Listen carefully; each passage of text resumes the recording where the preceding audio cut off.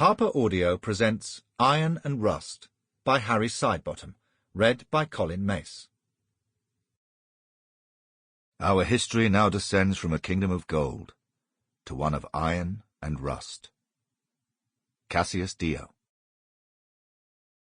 There have never been such earthquakes and plagues, or tyrants and kings with such unexpected careers, which were rarely, if ever, recorded before. Herodian. Chapter 1. The Northern Frontier. A camp outside Mogontiacum, 8 days before the Ides of March. A.D. 235. Hold me safe in your hands. The sun would be risen, well up by now, but little evidence filtered through to the inner sanctum of the great pavilion. All you gods, hold me safe in your hands. The young emperor prayed silently, his mouth moving. Jupiter, Apollonius, Christ, Abraham, Orpheus, see me safe through the coming day. In the lamplight, the eclectic range of deities regarded him impassively. Alexander, Augustus, Magna Mater, watch over your elect, watch over the throne of the Caesars. Noises like the squeaking of disturbed bats from beyond the little sanctuary of the domestic gods, beyond the heavy silk hangings, disrupted his prayers.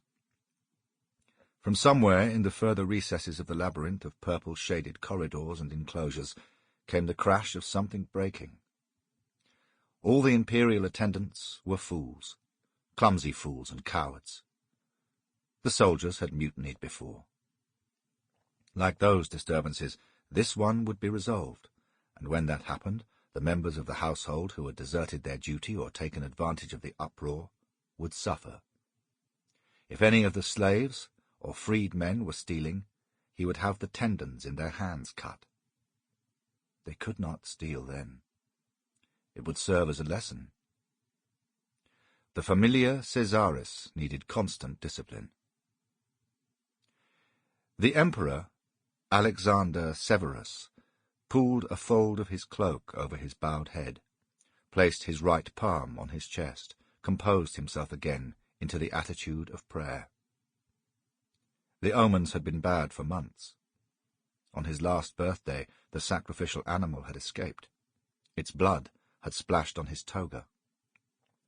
As they marched out from Rome, an ancient laurel tree of huge size suddenly fell at full length. Here on the Rhine, there had been the Druid woman.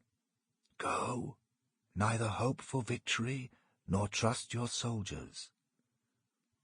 The words of the prophecy ran in his memory. Vadas, nec victoriam spires, nec timiliti tuo credas. It was suspicious she had spoken in Latin, yet torture had not revealed any malign worldly influences.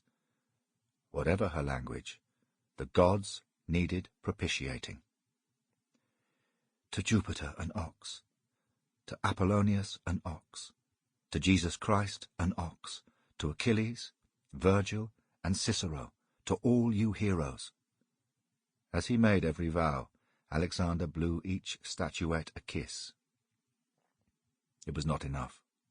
He got down on his knees then, somewhat encumbered by his elaborate armour, stretched full length in adoration before the lararium.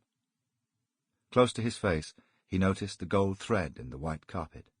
The fabric smelt slightly musty. None of this was his fault. None of it. The year before last in the East he had been ill. Half the troops with him had been sick.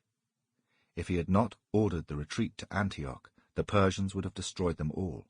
Not just the southern force which was left behind, but the main Roman field army as well. Here in the north, the frontier had been breached in numerous places. Opening negotiations with some of the barbarians was not weakness. There was no profit in fighting them all at once. Judicious promises and gifts could induce some to stand aside, maybe even join in the destruction of their brethren. It did not mean their punishment was Sample complete. Ready to continue?